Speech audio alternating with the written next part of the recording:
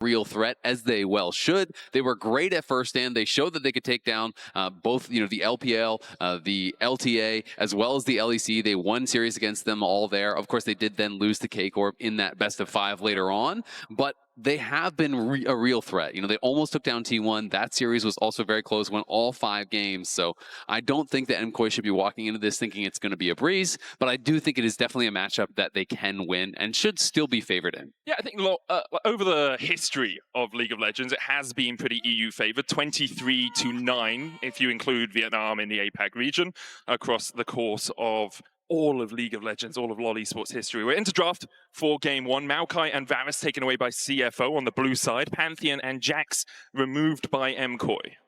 Yeah, it is interesting to see both Taliyah as well as TF up and available. Taliyah, a champion that has been getting banned out very consistently, but I do think Pantheon is starting to get more and more attention. Obviously, it is one of these semi-global, global champions. They are really powerful in the meta currently, but Pantheon has been looking pretty incredible in most of the games it has been coming out on. So Vi is going to be banned out. Does mean that either Taliyah or TF are going to be up and available. Of course, they're not a guaranteed first pick, but I think if Taliyah is up, it would go through for sure. Well, Taliyah is going to be banned. MKOI agreeing with you. Yeah. Like, we don't want to see the Taliyah, at least in Game 1. Azir is then kind of the mid laner that rises in priority when you think about it. Taliyah often used as a counter to the Azir, or at least someone that can contain him a little bit in the early laning phase. Locked in now for CFO.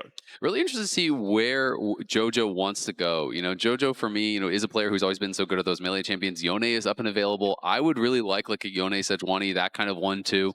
Of course, there are many different options that you can go into Azir. I don't think the Mel's going to get locked, but these long-range poke champions can be pretty popular into Azir as well. But to me, Yone, Sejuani, it fits the bill. It's the kind of style that Jojo wants to play and is so good at.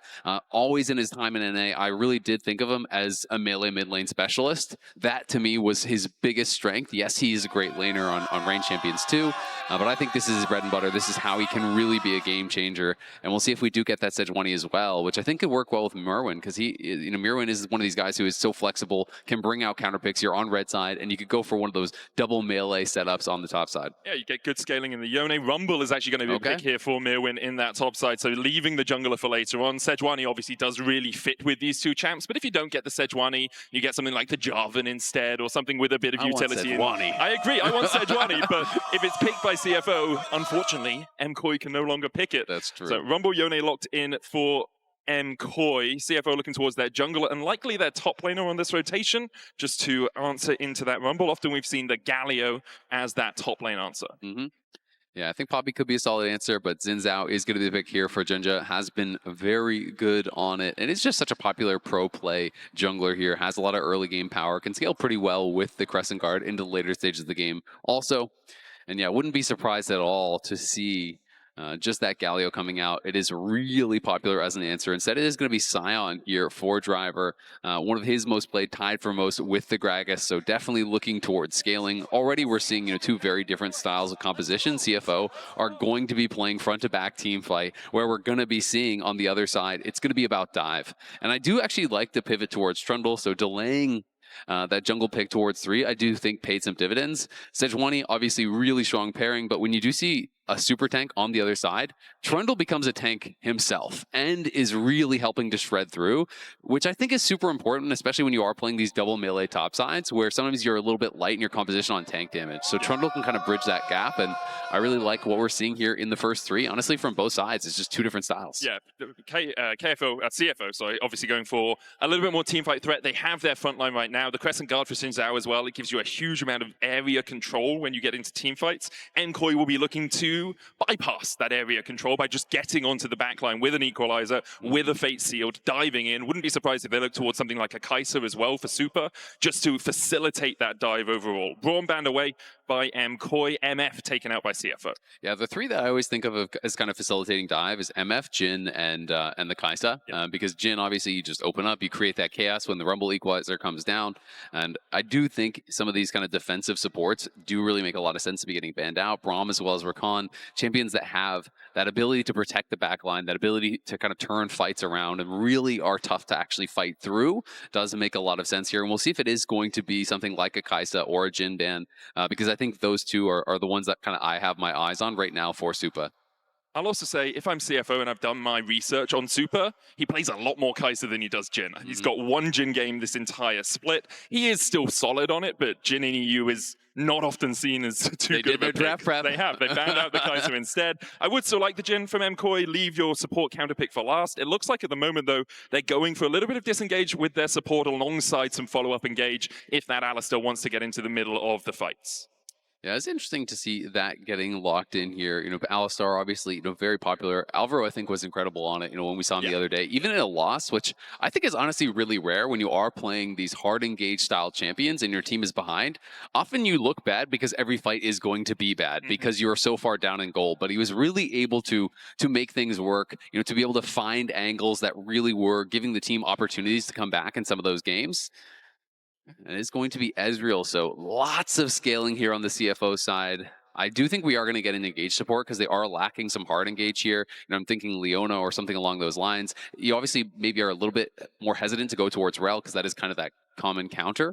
But I do think something like Leona could fit the bill here still and is going to be comfort for Kaiwing.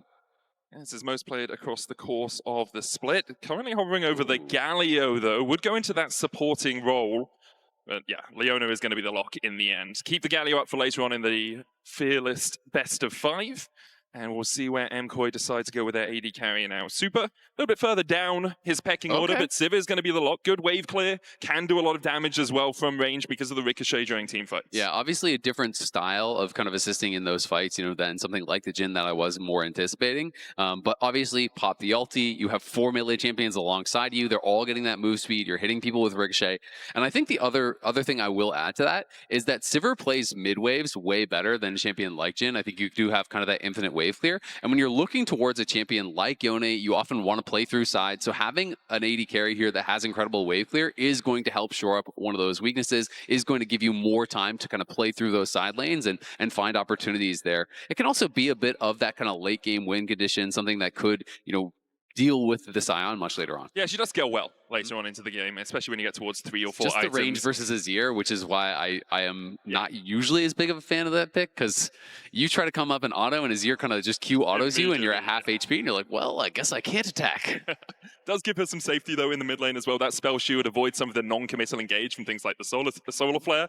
So as we expect, we'll see MKOI playing through those side lanes later on in the game. Non-subscribers will see you in about 30 seconds' time as we get into game 1 of this best of 5. For CFO, a chance to prove they continue to be a challenger on the world stage. For MKOI, the last hope of Europe, something that we haven't said too often in the past about the Mad Lions. Often they're the first hope of Europe to be eliminated. MKOI here looking to change the history books as we make our way out onto Summoner's Rift. Yeah, I've said this before. We were talking about the European teams that were qualifying on the dive, and for me, it's been kind of fun watching MKOI because I do feel like I have a European team that now I feel a little bit more of an attachment to, a little bit more like I'm kind of cheering. I have a home team away from home here. Obviously, always going to be cheering for the LCA teams, but it's been fun to see Jojopian go over and to see his growth, especially coming into the second split, looking a lot stronger with the team, was really able to step up in playoffs, and they're going to have a tough challenge here as they're going up against CFO, who did look quite good at first. And yeah, in the group stage, they did lose to HLE, but guess what? Everyone did at that entire tournament. Got absolutely blasted by them. And they did have a very close series against K-Corp in the knockout stage. They did. For CFO, again, it's the first year this roster has been together as a whole, and I think seeing the progression from tournament to tournament is what you really want from CFO. You've got people like Driver, who is in for this game, Rest, obviously, who's on the bench for this game, Hongq as well, the next hope of the APAC region, following the footsteps of people like Maple, who for so long were known as the LCK killers. You look back to Flash Wolves, you look to PSG. For so long, this region has been a region that, although not coming in as favorites, would often be able to challenge on the world stage. Absolutely. I mean, they were always kind of some of those dark horse teams that could find ways to make upsets happen. Is not quite able to connect the Zenith Blade. Kaiwing trying to get pretty aggressive there, sweeping out that early ward, trying to play in the face here of Supa, but Supa's been able to avoid all the damage and has hit a couple of boomerang blades, so Doggo is the one kind of taking the bad end of this. Yeah, puts a bit of damage back. Kaiwing did take the Oracle's alteration here, that sweeper early to deny vision in the bush. He lands the Zenith Blade, but Super trades back on him. Aftershock keeping Kaiwing a little bit healthier. Jojo Pyun feeling the pain of a ranged into melee matchup in the mid lane, very similarly to the last time we saw him play this Yone here at MSI. Yeah, absolutely. I mean, it's just going to be about trying to preserve your life total to be able to farm the wave when it's in a decent spot. And you kind of have to really know in these matchups, okay, what minions do I actually have to give up? What minions can I fight for? Because if you try to fight for every minion, you will just lose way too much health and you'll actually get way less CS as a result. So you have to really decide which ones are too dangerous to go for. Of course, he is going to be playing Fleet Footwork. He's going to be playing Second Wind. He has a D shield, so he is as defensive as you can get. And has held onto this potion, but of course also as you get level 3, it gets a lot more easy to trade back. This is considered a matchup that is pretty Yone favored as you start getting more levels, as you start getting more items, because it gets very difficult for Azir, you know, when you just go in with your E, go for the soul inbound, you just start taking these trades, and Azir's only real recourse post 6 becomes ult you away, but then you just snap back, and now all of a sudden you don't have that for the next trade. And you have your own Fate Seal to follow up, even if the gap is widened by Hongkyu on that Azir. Meanwhile, in the top lane, but the lane is just trading. Driver will be pushed in early by this Rumble, kind of to be expected. Driver, the tank player for CFO. He and Rest kind of switch duties in the top lane, often Rest coming in for the second game of the series.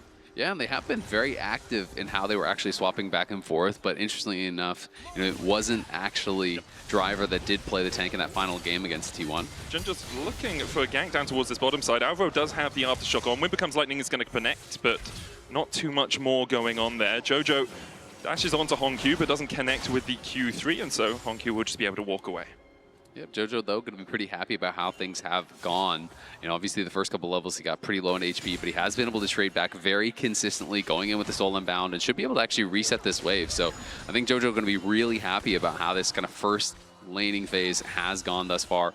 A couple more minions will be there for Hongkyu to pick up, but we're dead even right now at the time that Jojo is basing. Like, yeah, you are laughing if that's how it's going. Very happy with how this early sequence has gone. He jumps onto Hongkyu as well, just to try and stop him from being able to freeze this wave.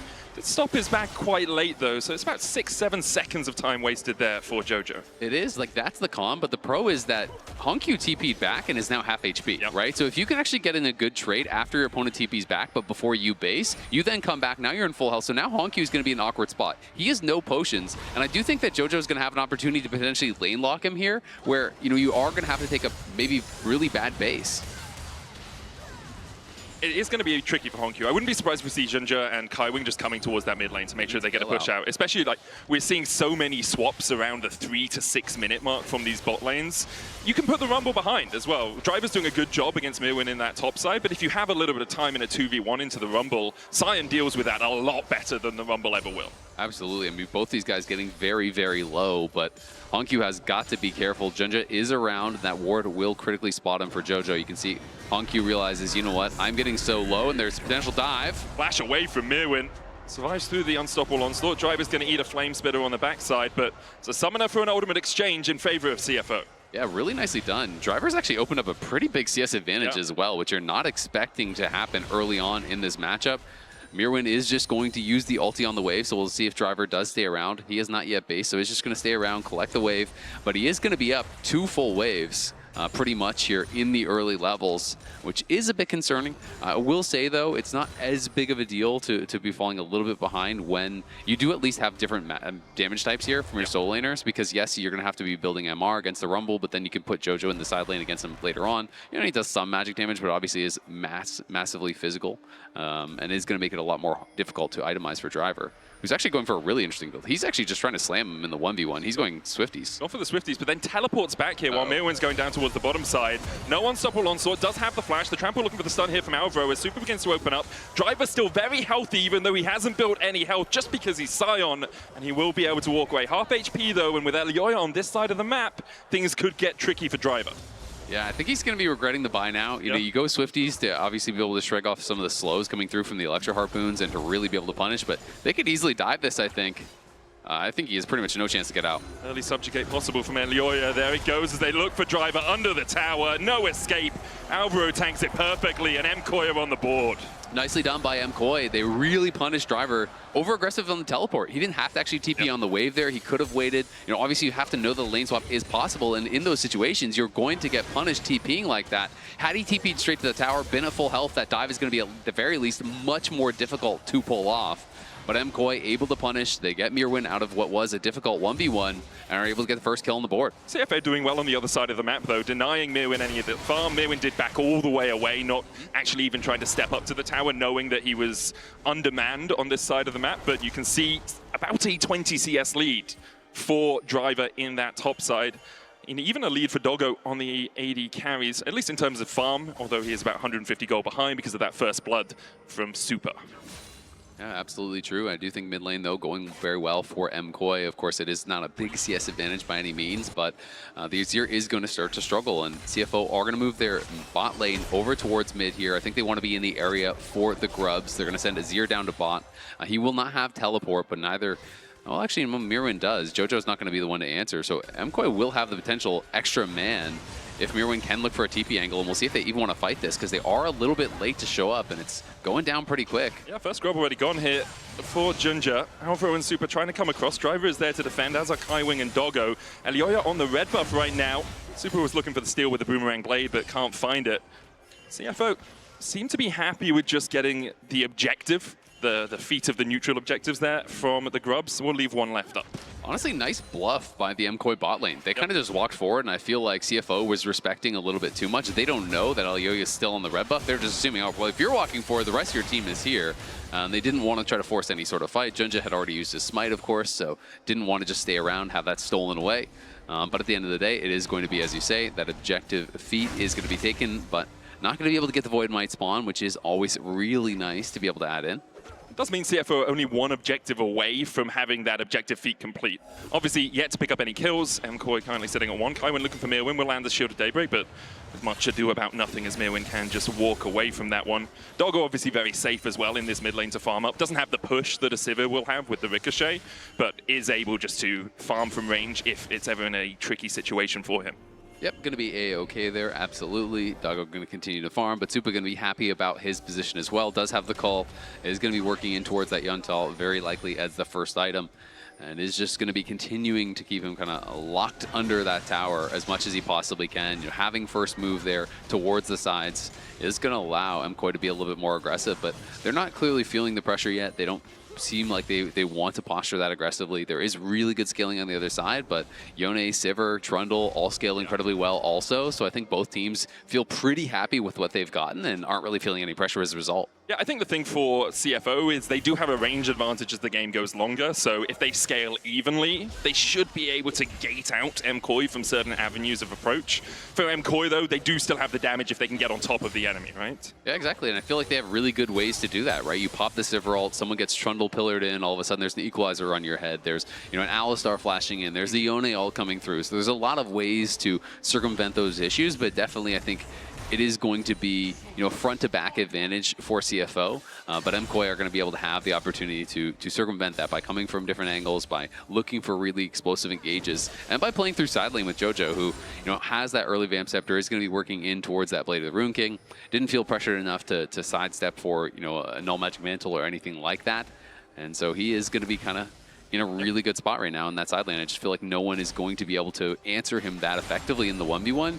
You're always going to need some sort of coverage for that Azir if he's going to be the one there. Yeah, really agree with you there. Elioya looking for Driver up towards this top side. Talk about just how powerful he can be. Great pillar. Driver having to flash away will burn that summoner. Honku down towards the bottom side. Not really much going to happen down there, but these two junglers are the two highlight players really for me out of these two teams. Elioya, best jungler in EU. Can't say best in the West because Inspired exists, but definitely the best jungler in EU right now. Domestically, not as dominant as I think he would like to be. And you look on the other side, Junja, domestically the dominant force this guy's in this a cheat region. code. Yeah, like, he really is. How do you win in the LCP? Well, you sign Junja, and then the rest kind of handles itself, it feels like. This guy has just been insane. He just wins every single time in the LCP. Has clearly been the best player in the league, just period, point blank. There is not really much of an argument around it. It's not about best jungler, it's about best player, and this guy has just been so dominant, so consistent for the team. As Hongyu there, forced to use the ulti defensively. This is what I'm talking about. And now next time that Soul Unbound is up, he still has the Fate Sealed, he still has that ultimate, and then Hongyu is going to have to just back off, or you're going to get constantly chipped down. Jojo's going to be healing back up off that wave, and this is why this is considered a good matchup. And it's a really good timing as well for MKOI to get that ultimate out, with the Dragon being up, with CFO having already picked up the first Drake of the game. Stopping them from getting the stack is always important. Even if you scale evenly with your opposition, you just don't want to give them opportunities to force you into a fight if you don't want to take it. And by getting the second Drake, you make sure that CFO can't force you into a soul point fight too early. Jojo coming across, the TPs come out from Hongyu down towards that bottom side. Kaiwing with the Sun, True Shot Barrage going out as well as Junja looks at the smite but can't get it. Hongyu looking for the flank here as Jojo goes forward, flashes away from CFO. Junja in with the Crescent Guard and they dive onto Elyoya, but Elyoya heals so much with the Subjugate and survives by flashing out. MKOI on the retreat, but CFO won't find anything more. MKOI's still going to be pretty happy about that at the end of the day. I mean, that was Hongyu TPing back, dropping the wave bot lane, running straight to the Dragon, but they were too slow on the setup. MKOI had already knocked it down. There was no ability for Junja to actually get in there for a smite steal. Yes, you get the flash out. Yes, you get the heal out. There is some little advantages there, but at the end of the day, MKOI got what they came for. Going to be really happy about it. Keeping the game even through this early game as well. Super trading onto Doggo here, who, again, it's the arcane shift of the Ezreal. You can be so much more aggressive than on other AD carries. About a 500 gold lead for CFO through this early game, coming predominantly through Driver on the top side, who still has that 20 CS lead over the Rumble. Mirwin has now finished his Liandry, so maybe that will start to swing a little bit, but Driver going Force of Nature first makes it really hard for Mirwin to get through him. Yeah, going Force of Nature, not going to be going Kayn and Rooker, and I feel like that is much more common in these matchups, so it is interesting. He clearly has his own kind of approach here. It's really but now, movement speed driven. Boost of Swiftness, Force of Nature. I mean, it's very aggressive, right? You know, they are tank items, but it is aggressive. You want to be trying to chase him down, you know, be able to stay on top of him and look for those aggressive trades. But now he is going to be laning up against Jojo. And when Jojo gets the Blade of the Rune King and you're on full MR, not that armor is going to help you that much, but obviously it feels not that great to have spent all this gold. He will get some movement speed out of the Force of Nature, though, because of the auto attacks from Yone. Yeah, true. You know, he'll be able to run away from the Yone, perhaps, on occasion. For the moment, though, pretty even between these two teams. We see Alvo pathing up towards Hongyu on this top side. Does have the flash. Alvo looking for those gank paths, but great vision control from CFO. Elyoya going down towards bot as Driver no longer has a flash of his own. Does have the Unstoppable Onslaught and could just walk away for now. Junja coming across. Unstoppable Onslaught goes in. Elyoya's going to get knocked up with the Decimating Smash. Subject coming out as well as Elyoya has no flash, but look at him bonking down Junja. Crescent Guard comes out. Junja in the middle of his own ultimate will survive. Fate Seal from Jojo Pun. Junja flashes away. Jojo flashes back, but Driver gets the double. Nicely done there by CFO. Driver walking out with a double kill as they chase in so deep. Elyoya has no flash, so he just decides, you know what, I'm going to try to fight my way out. I'm going to stand. I'm going to get that lethal tempo, I think, stacked up as it looked like he had, and was just whacking away, but couldn't actually quite get the kill. Jojo was going in for that initial trade with a Soul Unbound. That expires. Elyoya is still kind of in there briefly by himself in the 1v2, and as a result, does get knocked down. Very close fight, as we're going to see it one more time, as going to jump out of that. We could see the first 5 frames one more time. After that, it's PG-13. You're not allowed to watch it unless you have an adult supervising you. How it actually looks for the pro players, you know, it's just in slow-mo. Their reaction speeds are just out of this world. It's like the Flash trying to... No, the reactions are actually really slow. It's just the game's even slower. Okay, that makes sense. Yeah. Explains why I've never got past Master. Exactly. You're not playing on the pro mode. Exactly. If it was slow-mo like that, actually, that'd probably be even worse. Yeah, so would I. I don't think that would help All my muscle memory would be out the window. But it would take like 4 hours to play a game. That would be terrible. Oh, yeah, true. A 2,500 gold lead for CFO as they picked up the Rift Hold as well, which gave them the objective bounties that they wanted. So they've got those boots upgraded, as you say. Yeah, the top tower being taken by Hongyu and Kaiwing, who are shadowing Mirwin to make sure that he couldn't clear out the wave. MKOI now not as comfortable with this position. A couple of moments ago, 500 gold difference, that's fine. Now you're looking at 2,000 gold in the hole. First items are starting to come out, but the sequence in the bot lane really switched things on for CFO. Yeah, no, absolutely. And it did feel like it was just a really good punish there, you know, from that missing flash and maybe a bit of an overcommitment there, you know, from Elyoya. He kind of stand and fought, and Jojo obviously there to try to back him up. Is going to be able to just snap back. We'll see if he can actually chase after him, though. Jojo's just dead! The Fate Seal, I believe, was still a second off cooldown. Didn't quite come up, and great play from Hongyu. Solar Flare's going to land onto Alvaro, who pops the Unbreakable Will, flash away from the Zenith Blade, but still caught by it. Super's now running for the hills as Kaiwing continues to chase him. The Ignite down into the Flash Shield of Daybreak. Wind becomes Lightning. Junja looking for it, but Elyoya's killed off Kaiwing. Honku coming in from the side as well as Elyoya tries to get away. He's going to have to flash. Alvaro forced back to the base as well. Meanwhile, on the bot side, Driver is absolutely decimating Mirwin, even with the equalizer down. The roar of the Slayer and the Soul Furnace. Driver brings down the axe and gets the solo bolo. Nicely played by Driver, waiting out the scrap shield there, cancels his auto, so he's not spending that damage into the shield. As soon as it expires, goes forward, knocks him down. They even have the Herald in the mid lane. CFO is getting out of control now in this game one, playing with tempo so incredibly well. Look at top lane also. Honku is already ahead. He's going to get a tier 2 solo gold off of this. No one is even moving to respond from MKOI. Instead, they're going to head towards the dragon here, but it's only the second dragon, and CFO is going to get monstrously up in gold. They're dazed. MKOI are on the ropes right now. They're trying to find anything they can on the map, but CFO are just landing jab after jab. Driver's going to step in here, doesn't have the unstoppable onslaught. Jojo jumps onto Junja. The dragon secured, base seal as well. Even with the crescent guard down, Junja's going to die. Kaiwing looking for the flank position here as Honku's going to TP in. Mirwin's coming in with his own teleport, but doesn't have the equalizer. Doggo jumps across the wall and has to do arcane shift away. Honku looking for that flank. Solar Player flashed away from. Honku needs to be a little bit careful. Decimating Smash hitting the Zenith Blade just short. The Rylai's from Honku is going to get the slows down, but MKOI will be able to retreat as 5. Yeah, Honku comes in a little bit too late to really make a big impact in that fight, but he's already on 2 fully completed items, plus the tier 2 boots at 18 minutes. This guy is ridiculously strong. And again, guess what? You get away, but no one's going to be able to answer him bot. It's more solo gold here given over to Honku. He is getting ridiculously far ahead. The Soul Laner making all the difference so far in these early minutes of game 1. It's a 2.4K gold lead for Driver in the top lane. It is 1.6K now as well for Honku in the mid lane.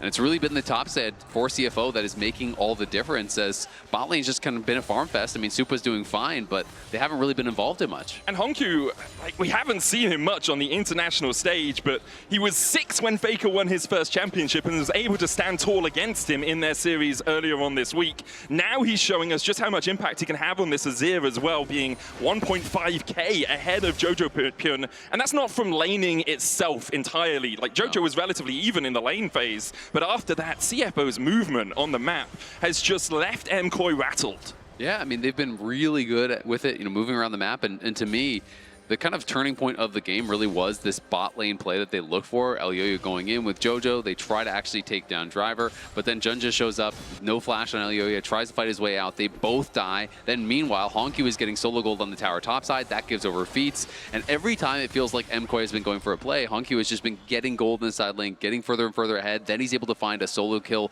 a punish on a Jojo as his ultimate was just coming off of cooldown, as you had called out, and just building these incremental advantages.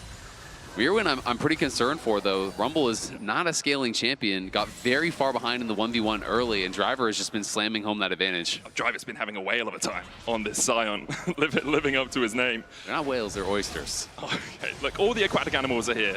So, Elyoya looking to try and take away this Artican. Kaiwing. Doggo jumps in. Kaiwing on a good flank position, and Honku dives in immediately with a Solar Flare coming out. Jojo is deceased, and now Alvaro might suffer the same fate. Honku looking for that flank, isn't going to go for it. Alvaro has to pop the ultimate, and CFO will get the kill and get the Artican as well. Yeah, just great vision control, great placement here from Kaiwing, sitting over. It is this ward that really kind of made all the difference up on that top side. He sees Jojo approaching, he's in that side brush, they control the vision, he goes immediately in. Honku's there to follow up, no chance for Jojo to get anything done. And MKOI really starting to kind of lose their positioning in this game. Nearly 5,000 gold down now. You lose the dragon, so now you don't even have that soul win condition kind of in your back pocket. But I think this is also the reason that we're so high on CFO as a team. They don't just try to fight at every opportunity. It's 8 kills in 21 minutes, and via smart map movements and good lane assignments, they have this 5,000 gold lead. MKOI obviously gifted them a little bit with that bot lane play, but that was more Junja reacting really well, in my eyes, than MKOI making too big of a mistake. Yeah, no, absolutely. I mean, they are a legitimately really, really good team. People have, as I said, kind of stood up and took notice of that fact, and we're looking for an engage now. Decimating Smash won't land as Super pops the ultimate to try and escape. Elyoya And from the side, isn't going to be able to find too much more. So it's an unstoppable onslaught for an on-the-hunt exchange there. And MKOI are getting forced out of their jungle. Ginger looking for Jojo Pyun, who's a level behind in this mid lane matchup. And now the more of this jungle you deny, the harder it is for MKOI to get back in the game. You can see Alioya already about 27 farm behind. Ginger has a level advantage. Driver has 2 on that top side. It's going to be so tricky now for MKOI. And I mean, when you're looking at, just more than the gold, you're looking at the item completions. Look at it. It's 2 items, 2 items, 2 items, 2 items. Over on the other side, only Supa actually has his second item, right? So, it is going to be very difficult right now. I think if you're MKOI, there's no way you should be fighting, until at least you have those second items. So I feel like they should just be giving up this next dragon. It would just be the second one for CFO.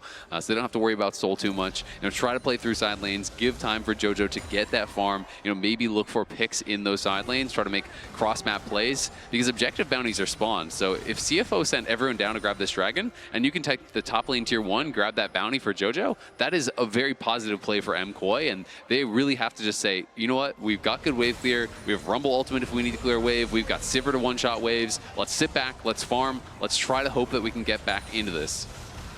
Just need to stall out the game as much as possible if you are MKOI. CFO obviously will have other ideas as Doggo looks for the True Shot Barrage, doesn't land through that spell shield from the Sivir. The Drake's going to be secured by CFO. Second of the game, Chem Soul is the name of the game in this one. And, I mean, will really help with later game fights if you have that extra damage reduction. Especially with something like a Scion, it's going to be so hard to get through him. I think Supa really needs that Lord Dominic's regards at some point if they're going to be able to get their way through this tanky top laner. Yeah, absolutely. I mean, realistically, when you're this far behind this early, the way that MKOI would win this game is if it goes really, really long, right? Like, we're looking at, you're hoping then for a 35-minute game. You're hoping that it comes down to Baron, it comes down to Elders, it comes down to those later stage fights, because I don't think MKOI is going to be in a position to take fights earlier on. Hongq already has a large rod, grabs another Amp Tome, so he's probably going to be working towards Azonius, I think, which makes a lot of sense when you're looking over at a 4 melee team that is trying to dive. I do think Rylai's is always great tech when you are playing against this many melee champions. It makes it really difficult, and then you try to use those tools that you have to commit in, like the Yone ult, and all of a sudden he goes into the stasis. That gets kind of deflected as well, and it becomes very, very difficult then to be able to punish these long-range backliners that you have to deal with, or they will just slowly chip you down. It's the range disadvantage we talked about from drafts, right? If CFO get ahead, how do you approach as MKOI? Where's your true engage? Is it just a Yone jumping in, Equalizer into a Fate Seal to try and get on towards that backline? And even then... Great for Alvaro. I mean, Alvaro has been an absolute beast this MSI. But even this might be a little bit of a road too far as he jumps onto Driver, Equalizer onto Doggo as well. There's a trample stun as they try and turn it around, but with the unstoppable onslaught, Driver's able to distract MKOI. Should be able to pick up the Scion here. He puts the shield down in the end. Super still chasing. Will get the shutdown. 800 gold in his back pocket. There you go. Pray to Alvaro. Comes over the wall there, is able to help turn it around. And that is massive. Not only do you get a big shutdown, it goes onto your Sivir exactly where you want it. And now they can even push forward here. Maybe take the tier 1 off the back of that. And just like that, the gold lead becomes much more manageable. We were talking about 5K, now it is under 3K here. MKOI going to be feeling so much better now, and Supa is going to have a ton of gold in pocket. He may have a third item here very shortly. It's just such fortunate timing for MKOI. Obviously, CFO step up a little bit too far on that top side, but look at how much vision there was for CFO on this side of the jungle, and none for MKOI. Baron was about to spawn. If CFO had delayed it a little bit, they could have got the Baron relatively safely. Now they're going to look for it as a bit of a sneak attack. Mirwin coming in from the side, doesn't have a ward on his warding totem, it seems. Alvaro's going to walk forward here as well, and CFO will disengage the big purple worm.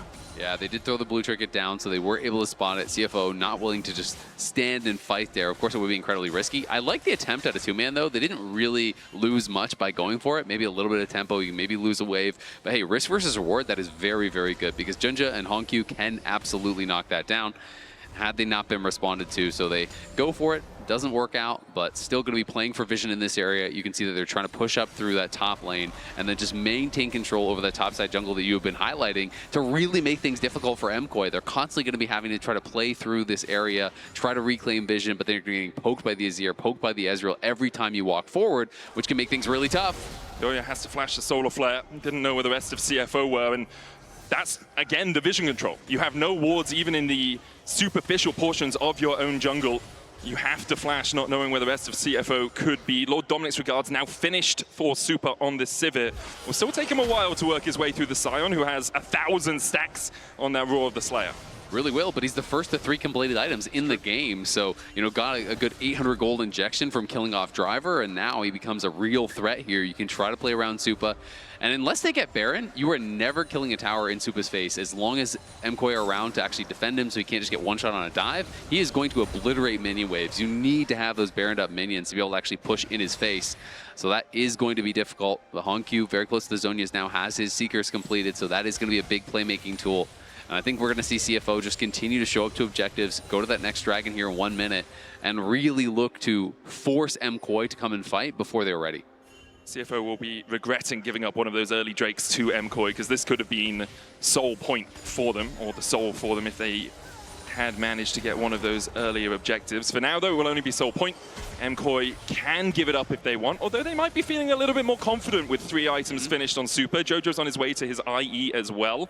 Wonder how far away he is from that, just lacking the pickaxe and the combined gold. 2 items as well for Mirwin on that top side, Bloodletter's Curse and the Liandry's. Very slow for the Rumble. He's been put behind quite substantially in this game, but can still do a lot of work on the backline as Hongq and Driver are going to start up this Baron. Yeah, and they haven't spotted this yet. Junja is showing on mid lane intentionally, and Kaiwing is trying to zone them out, say, hey, we're not on it, but it is going to be spotted now. Alvaro goes in, Kaiwing stunned up. And look for the Solar Flare turnaround, good double knock, and Fate Seal's going to land onto 3 as well. The Equalizer comes down, and it's Super untouched so far through this fight. Alvaro trying to get onto the back line. It's a double for Mirwin as Driver falls. True Shot Barrage not going to do too much as MKOI is still very healthy. Junja, Hongq, and Doggo have to try and hold on to this, because otherwise MKOI will be looking at that Baron very greedily. I think they definitely could be looking at it, but the safer play is obviously the Dragon. Just go down there, move yourself the soul point now. So great play there from MKOI. CFO kind of over-forcing around the Baron. They keep going back to it. I like the first attempt. There wasn't much to risk, but this time they were very aggressively forcing it. They were showing Junja mid and having Kaiwing walk into the enemy jungle saying, hey, no one's on the Baron. The support is here. The jungler's there. No one's doing it. But they did kind of get themselves into a position where they're losing a lot of HP to that Baron. Hongq was already missing a third of his HP. Kaiwing was posturing so aggressively, and he just goes down without being able to do anything, loses the flash. Junja is very isolated, and look at this engage here from Alvaro. Who else but him, flashing in onto the Azir. Yes, he gets scooped away and Hongq lives, but it's about making sure Hongq has no time, and they're just doing the Baron again. It's just rinse and repeat here for CFO. Maybe hoping that the ultimates not being up on MKOI will give them an advantage in the fight. Alvaro chunked out a little bit. Baron down to 10,000. Jojo not here. Currently sitting on the blue buff. He's going to teleport across as he secures that for MKOI. But that Baron's down to 6,000 HP. Jojo looking for that base seal. Doesn't have it for a while. Alvaro goes in. Doesn't get the knock up, and Alvaro's down. Doggo gets the kill. Junja still sitting on that Baron. It's only at 5,000 HP though. Fate Seal about to come back up in 9 seconds time. Equalizer still available. Subjugate still available. On the hunt, coming back off cooldown as well as Alioya steps up, but Doggo untouched so far. Driver's been subjugated as Jojo Pyun looks for the Scion. Baron secured. Fate Seal onto the backline. The Equalizer doing a little bit of work on the Kaiwing as Junja now dashes in. Crescent Guard coming out. Junja will survive through it. Mirwin knocked up with a decimating smash, and Doggo comes in for his second kill of the fight. It's Hongq actually secures it in the end. MKOI forced away the Baron for CFO. I honestly can't believe that even worked. We just saw Junja just stay on the Baron the entire time. He basically is soloing it down in the midst of this fight here. After they'd killed off Alvaro, he just is very determined to be able to knock it down. They do eventually get it. MKOI don't get over there to actually interrupt him. You can see Alvaro was missing his ultimate, and that was such a key part of this fight. As he goes forward, he's just going to go down in a hurry. A great ultimate from Kaiwing over the wall, did stun up Jojo. He's forced to flash out of there. Alvaro is trying to kind of body block and create some space for his mid laner, but it means that he dies. And then I'm just watching Junja throughout this entire fight. He is staying up in the pit here throughout everything. And Alioya is going and looking for this fight over on a Doggo, but if Alioya is here, you can obviously just finish off the Baron, no problem. I feel like MKOI should have tried to force their way in, push Junja off of the Baron. Instead, they were looking to chase after Doggo, looking to chase after Hongq, but they're so mobile, and when you're trying to force your way through that tight corridor, Driver is going to create such a problem for you. Kaiwing is going to create such a problem for you, and you're trying to walk through the Azir soldiers with, Rylai's and all of the damage that's coming out. It just felt like it was a bit mismanaged there from MKOI, and as a result, CFO get the Baron, get the kill as well. I mean, look at the poke that Doggo was doing. Absolutely shredding through Mkoy. Elioya trying to trade with Junjo. There's a solar flare down as Doggo opens up again. Elioya forced down to a 3rd HP. The damage from Honkyu as well across the wall means that CFO can just walk right into this base. Mkoy now 5,000 gold behind after only a couple of minutes ago being within 2k. They're going to lose an inhibitor on this bottom side. Mkoy will try and defend through mid, but the tier 2 at least is gone as Driver raises it to the ground. A 6,000 gold lead and 4.5k off this Red Bull Baron power play. Yeah, big swing there after taking that Baron down. Supa, of course, still wave clearing really, really well, working in towards that 3rd item. IE's done now for Jojo as well. Honkyu, though, big concern. He was able to not only finish the Zonias, almost has his death cap now. We are still looking at a potential for Soul for Mkoy here. So yes, you're down 5.5k, but if you grab Soul, you know, that's 4,000 odd gold worth of stats. So there are still going to be opportunities. We'll see if they can actually find a good way to set up, because when the luxury items start coming through for those teams that are ahead, it gets really, really difficult. You know, my eyes are drawn to things like the GA being done, like the Zonias being done, that are going to make it that much more problematic for Mkoy in these fights, because now all of a sudden Junja could just throw himself into the backline, just make his job keeping Supa out, and as long as Supa is not actually hitting, well, it's going to be really hard for you to out DPS what Honkyu and Doggo are going to be putting out. Yeah, it's really about whether Mkoy can get onto that backline while Supa is distracted. If Jojo can get a good ultimate off into an equalizer or equalizer into ult, you have 3 items on both of those carries. They are still going to do damage to a backline. They're just not that good at working their way through Sion. It's more the Civi's job to do that. Drake up in 50 seconds time. No vision outside of their base for Mkoy right now as Honkyu's caught a little bit. Base heal comes out. Jojo doesn't connect with it. Snaps back to reality in that top lane. Trade of ults at the end of the day there, Jojo. I think kind of predicting that Honkyu was going to maybe slide back to the side there. Guess is wrong, ends up kind of using the ulti for nothing because he'd already gotten the ulti out. Of course, the other option here for Mkoy is you don't even have to go to this dragon because it's not soul for your opponents either. You can just allow it to go to 3-3. You say, you know what, great, you killed Inhibitor, but we're just going to be farming super minions and picking up that gold, trying to wait for those more important objectives. Wait to try to come out of your base around that Baron time or potentially even, you know, at Soul or Elder. And we'll see, though, they're looking for an engage. Whoa. Nice Baron. Pillar bounced him back onto the tower. Oh. That was very strange. I've never seen that interaction. I thought normally you just gotta slam into the pillar and stop, but yeah, he just bounced off that thing like a pinball. Fast and Furious 2, I believe that one. Was it 3 was Tokyo Drift? I can't remember. One of them. Hit the Nos and it's about family. That's all that matters. Family. Okay? As CFO will make this dragon their family. 6 Drakes taken so far in this game. Really making it their family if they killed it? Sometimes, yeah, love hurts. Love hurts, you know? Not that much, brother. I don't know what your Thanksgivings are like. I live in Berlin, okay?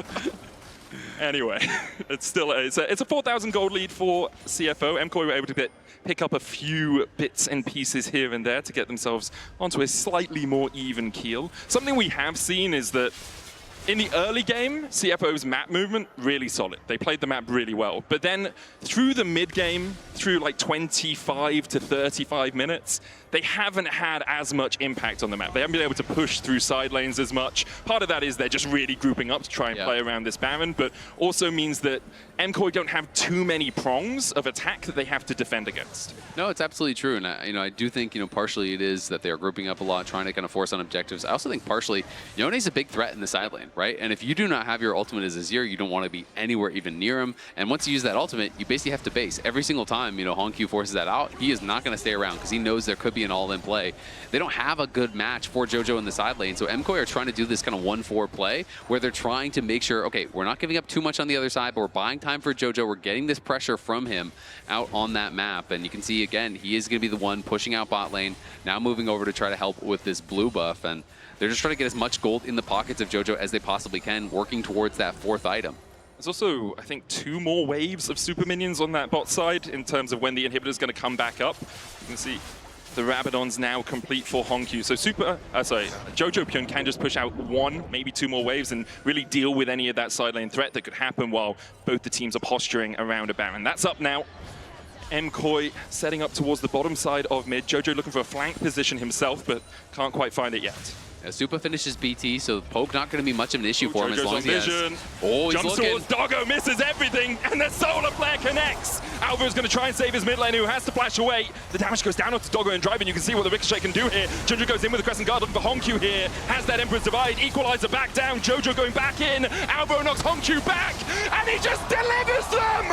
Here you go, CFO! 4 coins on a silver platter! Jojo the last man standing, but Hongq just sweeps them away!